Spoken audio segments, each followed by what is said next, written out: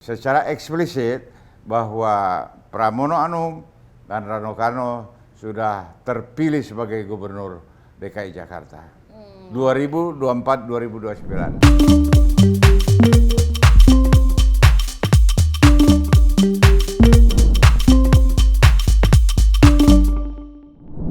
Kembali lagi dengan saya Rahma Bajeber. Sekarang aku mau podcast spesial Lampol, Lambe Politik. Nah, kali ini kita kedatangan Bapak Jafar Bajeber, Ketua DPD Hanura DKI Jakarta, sekaligus Wakil Ketua Pengarah Tim Pemenangan Pramono Rano.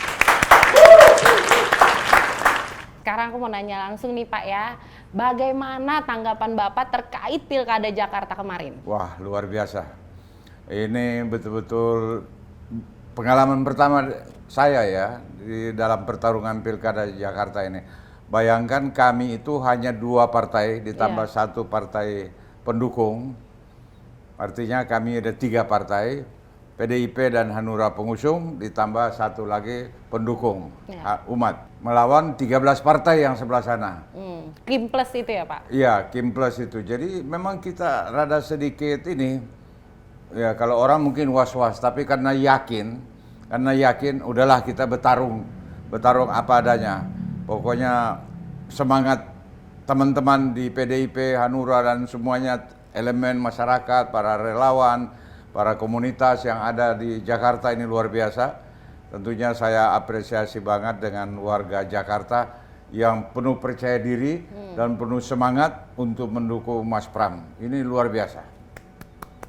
Nah, sekarang Pak, bagaimana perjalanan Hanura khususnya Jakarta hingga mengusung Mas Pram dan Bang Dul? Ya, memang awalnya begini, ketika belum munculnya putusan Mahkamah Konstitusi nomor 60, memang kan kami meraba bahwa waduh PDIP nggak dapat mitra nih, nggak dapat mitra. Nah, ketika keluar keputusan MK nomor 60 itu memudahkan jalan PDIP untuk mengusung, untuk mengusung calon gubernur. Yang waktu itu ada beberapa calon yang sempat menawarkan diri ke sana. Kemudian saya lihat PDIP cuma sendiri. Maka kami Hanura yang sebelumnya saya sendiri sudah mendaftarkan diri PDIP, mendaftarkan diri sebagai calon wakil gubernur. Dengan pengalaman saya 15 tahun DPRD DKI Jakarta, saya menawarkan diri untuk calon wakil gubernur. Tapi keputusan PDIP mendukung Pramono dan Rano Karno, ya kami tuturi handayani, kami dukung dengan ini dan kami ikut bergabung dan mengusung daripada Mas Pram dan Rano Karno. Saya lihat sendiri Bapak juga sebagai Ketua DPD turun langsung ya Pak, grassroots ke lapangan. Oh iya, saya kira pertama saya mengapresiasi dan sangat hormat dengan Mas Pram, tanpa lelah, tanpa menyerah, terus satu hari bisa 7 sampai 10-12 titik dalam menemui berbagai elemen masyarakat yang ada di Jakarta. Itu luar biasa. Demikian dulu juga Bang Dul yang juga keliling, artinya kadang-kadang mereka berjalan berdua, tapi lebih banyak jalan pisah untuk menemui semua segmen-segmen yang ada di Jakarta. Karena hanya waktunya 2 bulan ya Pak. 2 bulan, ditambah ada Calontong, Jopre, dan beberapa teman-teman dari kiai-kiai ulama gitu, itu luar biasa. Keren. Nah sekarang nih Pak, gimana keyakinan Partai Hanura atas hasil quick count dan real count KPUD? Pertama begini, saya tanggal 27 kemarin itu betul-betul ini setelah saya coba kompilasi beberapa hasil-hasil dari TPS, tidak ada satu TPS yang kami temukan nomor 3 itu di bawah nomor yang lainnya. Tidak ada saya temukan. Wah, saya hakul yakin bahwa Mas Pram dan Bang Dulin akan menang. Begitu. Terus kita coba makin sore sampai jam 5, jam 6 sore. Wah, ini akumulasi daripada dukungan ini di berbagai TPS ini. Saya langsung ambil garis, wah ini menang. Bukan saja karena hasil itu, karena memang dari proyeksi yang kami bicarakan di tim pemenangan antara PDIP dan Hanura dan teman-teman yang lain, memang diproyeksikan itu 53-54% diproyeksikan untuk kemenangan di DKI Jakarta. Tapi kenyataannya ya 50% lebih ya. itu pun sudah sesuai harapan. Berdasarkan Undang-Undang Nomor 2 Tahun 2024 Pasal 10 disebutkan bahwa gubernur dan wakil gubernur yang dilantik harus memperoleh lebih daripada 50%. Lebih daripada 50% berdasarkan apa yang diatur dalam pasal 10 itu, bahwa berarti secara eksplisit bahwa Pramono Anung dan Rano Karno sudah terpilih sebagai gubernur DKI Jakarta 2024-2029. Berarti ini kan menarik ya Pak, karena kan tim selalu semua orang bilang kalau 51%, ternyata cuma 50% plus 1 suara, gitu ya? Ya, memang banyak yang salah persepsi dalam mengartikan 50% plus. Kita kan harus mengacu berdasarkan Undang-Undang Nomor 2 Tahun 2024 tadi tentang daerah khusus Jakarta yang baru ditetapkan tanggal 25 Februari 2024. Ya, di dalam pasal 10 tadi itu kan artinya undang-undang ini yang terbaru. Artinya kalau yang terbaru itu kita harus menggunakan undang-undang yang terbaru. Ya. Memang ada undang-undang tentang pilkada, tapi ada undang-undang tentang daerah khusus Jakarta yang nomor 2 tadi. Jadi ya sudah otomatis kita harus mengacu kepada ini.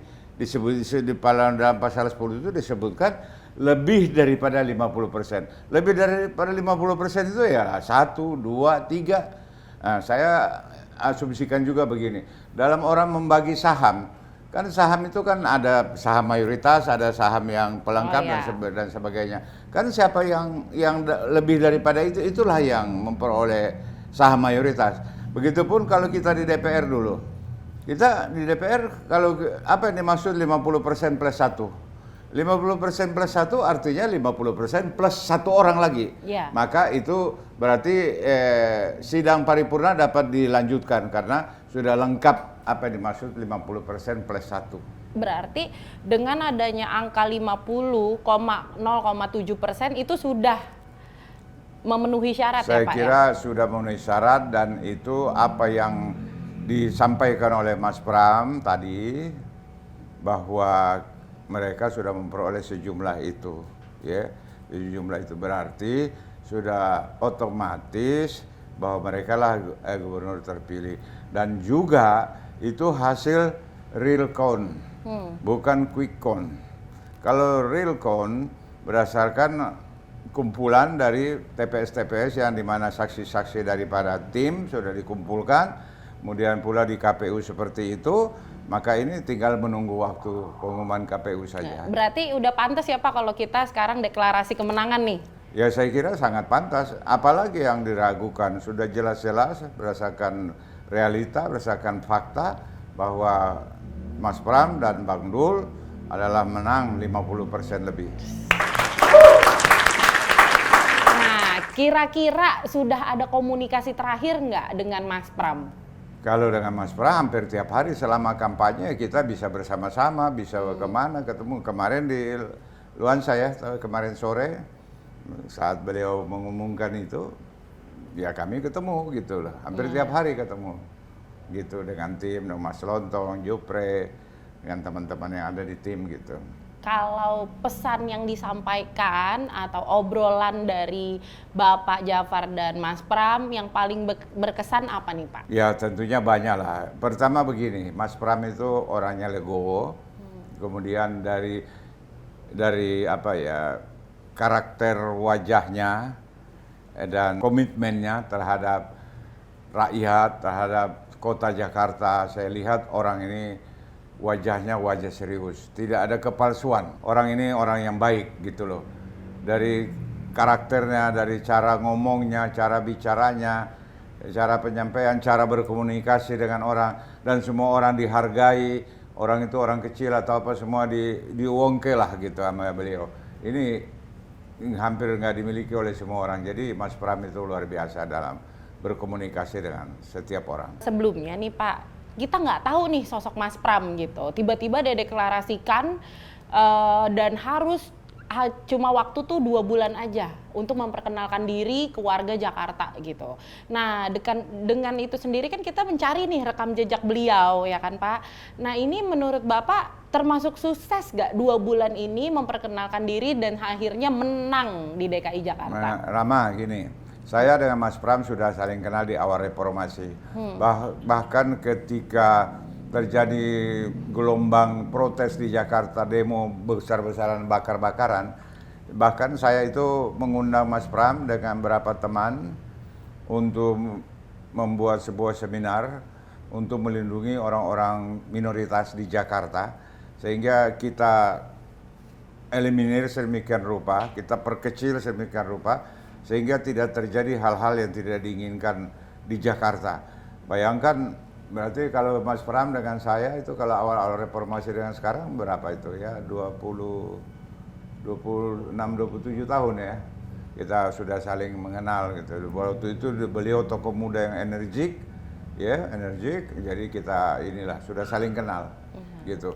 Kemudian kalau persoalan dalam waktu singkat beliau cukup tersosialisasi namanya Jakarta, saya kira pertama beliau pernah sekjen PDIP, kemudian pernah pimpinan Dewan, Wakil Ketua DPR RI, kemudian menjadi sekretaris kabinet ya selama 10 tahun. Itu luar biasa, nggak sembarang orang bisa mendapat jabatan seperti itu. Dan super sibuknya beliau mampu mengkomunikasikan seluruh kabinet itu. Apabila ingin berkomunikasi dengan presiden, beliaulah yang menjembatani, beliau yang mendistribusikan keputusan-keputusan beliau yang luar biasa. Jadi itu skala nasional. Nah bayangkan kalau cuma untuk DKI Jakarta, ini kan lebih teknis, lebih operasional, ya tentunya sangat mudah lah. Ini hanya menyangkut kebijakan. Ya mudah-mudahan dengan kebijakan Mas Pram dan Bang Dul nanti menjadi kepala daerah DKI Jakarta, ya saya berharap pelayanan kepada rakyat itu dipercepat. Amin. Jangan birokrasi yang bertele-tele seperti yang terjadi masa lalu. Bukan berarti masa lalu itu jelek, tidak. Saya hanya pengen ada akseleratif dalam memberikan pelayanan pada masyarakat supaya masyarakat itu terlayani. Jangan seperti menunggu godot, ya kan? Entah seminggu, entah 2 minggu, entah 5 bulan, entah 1 tahun, nggak jelas. Jadi responsif itu yang paling penting dalam menyelesaikan persoalan. Jadi janji-janjinya ya Pak ya, karena kan saya juga ngelihat kalau Mas Pram turun langsung, beliau tuh selalu bawa catatan kecil. Apa yang beliau janjikan, apa yang beliau sampaikan kepada masyarakat itu saya yakin di follow up. Amin. Di follow up oleh beliau. Nih, Saya nggak yakin salah itu. nih masyarakat Dia Jakarta milih menyangkut ini. apa saja itu, dari mulai honor RT, RW, Jumantik, ya kan, kemudian KJP, ya semuanya akan di follow up itu. Membangun balai-balai di setiap kelurahan, itu semuanya akan diperhatikan. Sarapan pagi untuk siswa akan dipenuhi, saya yakin itu. Dan APBD DKI Jakarta mencukupi untuk itu, insya Allah. Sekarang Pak, menanti pleno KPUD Jakarta, ada nggak yang perlu diwaspadai? Ya saya kira KPU insya Allah profesional lah. Mereka profesional, ini Jakarta, saya yakin mereka tidak akan main-main. Sebab apabila ada indikasi nakal dalam tanda kutip atau merugikan salah satu pihak, itu berimplikasi besar buat Jakarta bahkan buat negara ini. Artinya sangat berbahaya kalau ada yang main-main untuk mencoba merekayasa, memainkan hasil-hasil pemilu itu dengan cara-cara yang culas, cara-cara yang tidak benar. Saya yakin itu. Saya masih percaya sama KPU Jakarta dan Bawaslu DKI Jakarta. Terakhir nih Pak, ada pesan yang ingin disampaikan nggak atas kemenangannya Pram Dul di 1 putaran ini? Ini pengalaman yang dahsyat, luar biasa. Saya selalu berobsesi bahwa bayangkan kami itu melawan 13 partai, belum yang non-partai yang ada di sebelah sana, ya. Kemudian kami hanya berdua, bertiga, itu luar biasa. Ini pengalaman, kalau nanti saya bukukan ini dalam riwayat perjalanan hidup saya, bagaimana kami memenangkan sebuah pertarungan yang demikian besar, ketat, dan dipenuhi dengan segala bumbu-bumbu yang ya macam-macam lah. Ya, seperti kata orang yang namanya money politik, bansos, serangan fajar, semacam itu. Mungkin terjadi, tapi itu ya faktanya begitu. Meskipun ada peraturan perundangan yang mengatur tentang itu, tapi namanya di Indonesia ya semacam ditolerir saja. Nah ini kan ada campur tangan endorsement dari mantan nih Pak. Nah itu menurut Bapak sendiri gimana tuh Pak? Ya saya kira masyarakat Jakarta itu sangat cerdas, ya, tidak gampang terbujuk, terayu, dan mereka realistis. Ya, meskipun mantan itu masih mencoba menggoda, merekom track record dari salah satu kandidat. Ini track recordnya saya kenal, ini. Ya ternyata di mata rakyat, ya lain. Kan rakyat yang berdaulat, rakyat yang menentukan, bukan si mantan itu. Ya kan, bukan si mantan. Mantan Berarti, itu udah harusnya istirahat aja. kan balik lagi, udah dipulangin balik lagi gimana tuh Pak? Nah, dia suka bolak-balik emang. Seperti ceritanya yang lalu-lalu. Hari ini begini, besok beganu. Aduh jadi gak enak ini saya nih. Nah terus menurut Bapak kekuatannya nih Pak, ini kan ada yang mendukung nih kayak The Jackmania, terus Anak Abah dan Ahokers, belum lagi organisasi-organisasi di luar itu yang menurut saya besar juga, itu impactnya besar loh ke pemenangan ini. Ya semua yang namanya Anak Abah, Ahoker, Jackmania, komunitas-komunitas yang ada, para relawan di Jakarta, semuanya sumbangsinya sangat berarti. Mas Pramono bilang satu suara saja berharga. Ya. Satu suara saja berharga. Dan mereka telah membuktikan dukungan konkret bulat kepada Mas Pram dan Bang Dul. Ini luar biasa warga Jakarta. Thank you warga Jakarta. Terima kasih. Kami hargai. Ini sekali lagi terima kasih Bapak udah mau hadir di acara saya, Bapak Haji Jafar Bajeber. Lambe politik kali ini aku nggak marah-marah, aku mau ngajak minum Bapak Jafar Bajeber. Ya. Ini Pak. Thank you.